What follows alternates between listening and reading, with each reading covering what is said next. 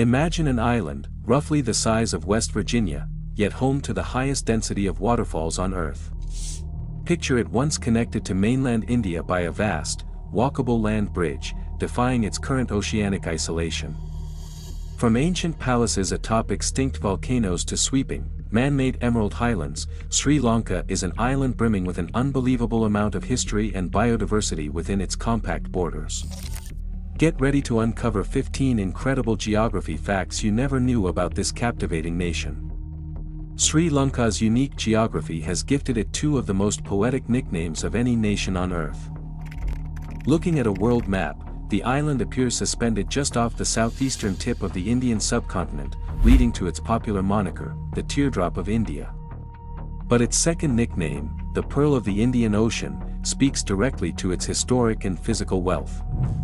For centuries, the shallow waters of the Gulf of Mannar were home to some of the world's most lucrative oyster beds, drawing traders from across the globe seeking pristine pearls. Today, the Pearl nickname also serves as a metaphor for the island's immense natural beauty, encompassing everything from pristine, palm-fringed coastlines to misty, emerald-green mountains, all packed into an island covering approximately 65,610 square kilometers. While Sri Lanka is an island today, its geological history tells a different story. Separating Sri Lanka from mainland India is the Pak Strait. Spanning this waterway is a fascinating 30-kilometer chain of limestone shoals known as Adam's Bridge, or Ramasetu. Geological evidence reveals this was once a continuous, naturally formed land bridge linking the two land masses. For thousands of years, humans and wildlife could simply walk between India and Sri Lanka. Historical records suggest the bridge remained entirely above sea level until a devastating cyclone struck in 1480, deepening the channel and officially severing Sri Lanka from the mainland. Today, the water over these shoals is incredibly shallow, sometimes only 1 meter deep, making it a stunning geographic anomaly visible even from space. When you think of majestic waterfalls, massive countries like Canada or Brazil might come to mind. But Sri Lanka holds a surprising geographic record. It boasts the highest density of waterfalls in the world. Despite its relatively compact landmass, the island is home to well over 382 spectacular cascades. This phenomenon is driven by the island's dramatic topography. The central part of Sri Lanka is dominated by rugged, steep highlands that abruptly rise from the coastal plains. When the island's heavy, predictable monsoon rains hit these central peaks, the water has nowhere to go but rapidly down. The result is a landscape carved by powerful rivers and breathtaking falls, such as the famous Bamberkanda Falls, which plunges a dizzying 263 meters down a sheer rock face. Sri Lanka's climate is a geographic rarity dictated by a highly unusual dual monsoon system. This system effectively splits the island into distinct wet and dry zones, dictating agriculture, wildlife movement, and daily human life. The Yala monsoon sweeps in from the Indian Ocean, bringing heavy rains to the southwest of the island from May to August. Conversely, the Maha monsoon hits the northeast from October to January. Because the central highlands act as a massive wall, they block the rain from crossing over to the other side. This creates a brilliant advantage for locals and travelers alike. No matter what time of year it is, there's always a dry, sunny, and warm beach on at least one half of the island. Because Sri Lanka was severed from the Indian subcontinent thousands of years ago, its flora and fauna were left to evolve in near total isolation. This geographic separation turned the island into a globally recognized biodiversity hotspot with staggering rates of endemism, meaning species found here exist nowhere else on the planet. The crown jewel of this biodiversity is the Sinharaja Forest Reserve, a UNESCO World Heritage Site and the country's last viable area of primary tropical rainforest. Within this dense canopy, the concentration of unique life is astounding. More than 60% of the trees are endemic, and it's a crucial refuge for endemic insects, amphibians, reptiles, and birds. It's a living laboratory of evolution shaped entirely by island geography. And speaking of unique connections, it's rare that a country's geography directly inspires a common English word, but Sri Lanka did exactly that with the word serendipity. Long before it was called Ceylon or Sri Lanka, ancient Arab and Persian traders navigating the Indian Ocean referred to the island as Serendip. In 1754, the English writer Horace Walpole was struck by a Persian fairy tale titled The Three Princes of Serendip. In the story, the princes were constantly making fortunate accidental discoveries as they traveled. Inspired by this, Walpole coined the term serendipity to describe a happy or pleasant geographic accident. Thus, every time you experience a serendipitous moment, you are unknowingly giving a linguistic nod to the historic geography of Sri Lanka. Rising dramatically 200 meters out of Sri Lanka's flat central plains is Sigiriya, a massive, sheer column of solid rock. Geologically, it's the hardened magma plug of a long-extinct and eroded volcano. But its history is what makes it legendary. In the late 5th century, a rogue king named Kashyapa seized the throne and, fearing retaliation, built his capital and an impenetrable palace directly on top of this monolith. The engineering required was staggering. Kashyapa's architects carved elaborate water gardens at the base, painted brilliant frescoes on the cliff face, and constructed a monumental gateway halfway up the rock in the shape of a colossal lion.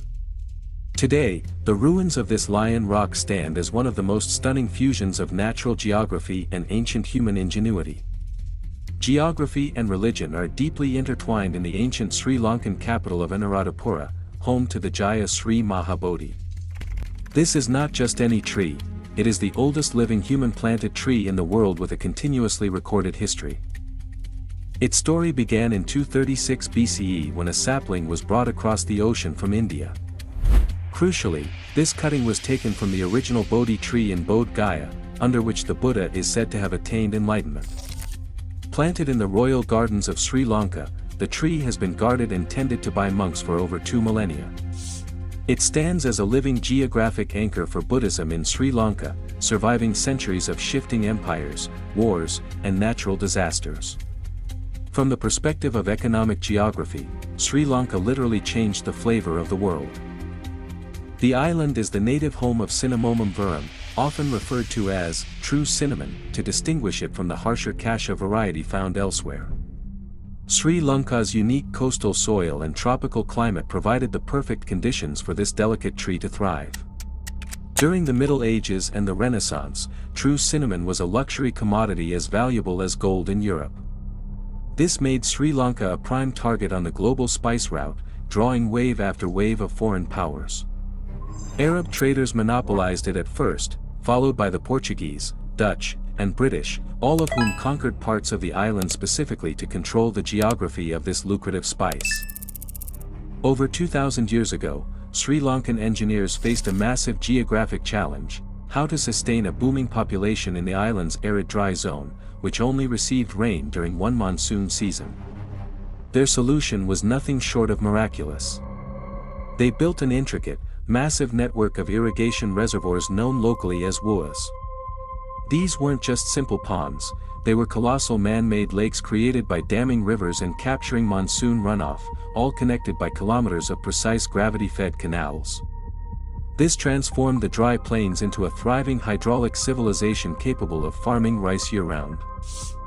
Amazingly, the ancient engineering was so fundamentally sound that many of these vast reservoirs are still the lifeblood of Sri Lankan agriculture today. When asked to name the capital of Sri Lanka, most people will confidently say Colombo. While Colombo is the bustling coastal heart of the country's economy, global trade, and media, it's only the commercial capital. The actual administrative and legislative capital is located just slightly to the east in a heavily urbanized suburb with a significantly longer name, Sri Jayawardhanapura Kotte, often called Kotte.